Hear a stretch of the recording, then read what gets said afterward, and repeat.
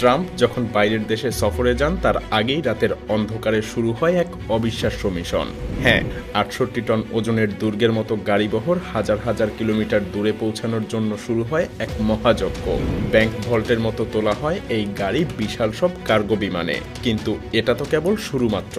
আসল খেলা শুরু হয় যখন এই বিমান আকাশে ভূতের মতো উড়ে বেড়ায়। ওড়ার সময় প্রায় ৩ বার এমনভাবে এটা অদৃশ্য হয়ে যায় যে পৃথিবীর কোনো স্যাটেলাইট আর তাকে খুঁজে পায় না। কেন এই রহস্যময় যাত্রা, আর এত আয়োজনেরই বা কি দরকার?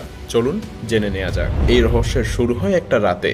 জয়েন্ট বেজ অ্যান্ড্রুজে কিছু সামরিক বাহিনীর লোক বিস্ট গাড়িটাকে C-17 সামরিক পরিবহন বিমানে তোলে। ব্যাপারটা এমন যেন একটা ব্যাংক ভল্ট বিমানের ভেতরে পার্ক করছেন তারা, আর সেই সাথে নিশ্চিত করতে হয় যেন বিমানটাও উড়তে পারে।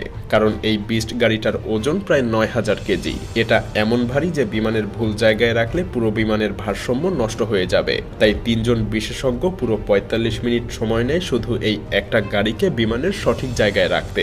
লেজার গাইডেন্স সিস্টেম দিয়ে মিলিমিটার পর্যন্ত নিখুঁতভাবে পজিশন করতে হয়। তারপর এমন শক্ত চেইন দিয়ে বাঁধা হয় যে বিমান উল্টে গেলেও গাড়ি নড়বে না।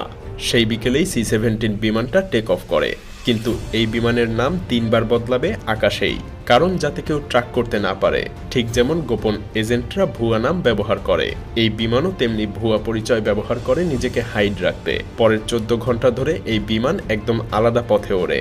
সাধারণ কোনো বিমানের রুট দিয়ে এই বিমান যায় না, এমনকি এটা কোনো সাধারণ রাডারেও ধরা পড়ে না। মূলত রাতের আকাশে ভূতের মতো উড়ে বেড়ায় এই বিমান। এর ভেতরে শুধু প্রেসিডেন্টের গাড়ি না, পুরো একটা গাড়িবহর থাকে। যেমন এই বিমানেই আছে অ্যাম্বুলেন্স, যেখানে প্রেসিডেন্টের জন্য রক্ত রাখা আছে। সেই সাথে আছে জ্যামার গাড়ি, যেটা আশপাশের সব ইলেকট্রিক এবং মোবাইল ডিভাইস জ্যাম করে দিতে পারে। কিন্তু এই বিমানকে তো ল্যান্ড করতে হবে, তবে কিভাবে?